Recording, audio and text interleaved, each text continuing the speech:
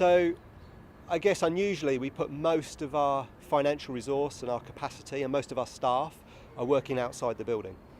So all of our community engagement activity we consider to be core. It's not outreach or audience development or marketing for the shows we're putting on in the building.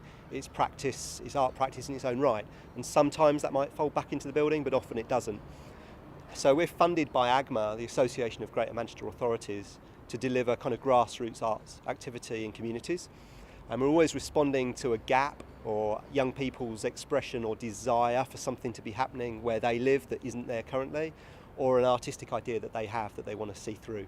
And we always do that through supporting them to deliver it. So rather than us helicoptering in and going, we know how to do it, you do it like this, we will work with a young person that has got a desire to set up a music studio or to do an art project, or to work with homeless young people, whatever it is, and it's all about empowering them with the project management and financial skills, the entrepreneurial skills, and to be able to make connections to make that project happen for themselves. And so our programs are all structured around that empowerment. So Future Fires is a project we've been running about 7 or 8 years, works with a small cohort of young people, and it really just trains them up and empowers them to deliver their own community projects for themselves. And then the most exciting project we're doing at the moment is called The Agency, and it is a methodology that we've imported from Rio in Brazil, where we are now, and it uses creative process, a kind of co-devised theatre process, but to produce small startups and small social enterprises. So it's a creative methodology, but what comes out of that is actually unpredictable kind of social enterprises. The project's been running in Rio in the favelas for about 8 years now, and in Manchester and London we're delivering it with Battersea Art Centre on the Winstanley estate in Clapham, and then in Manchester in Moston and Harper Hay. We've been working in North Manchester, in Moston and Harper Hay for quite a long time now.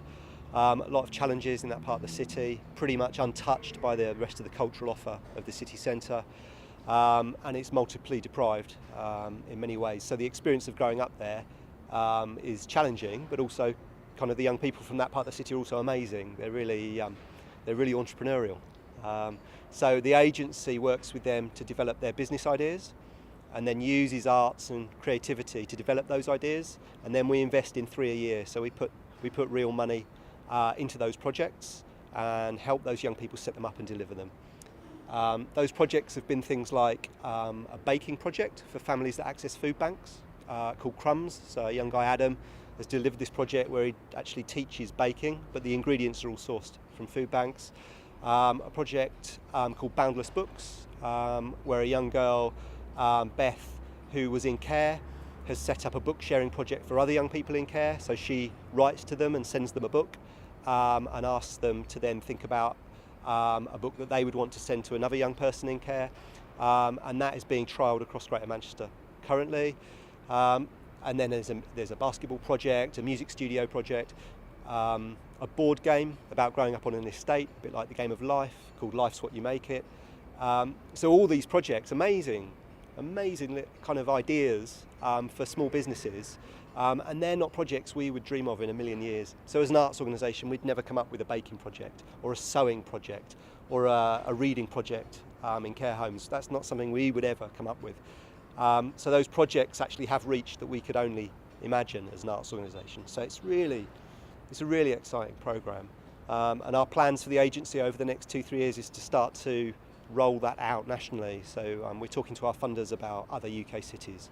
And we just took some of the young agents to the House of Parliament, and they presented there to politicians and funders and policymakers about this programme. So I think it's got real potential to have a kind of national life soon.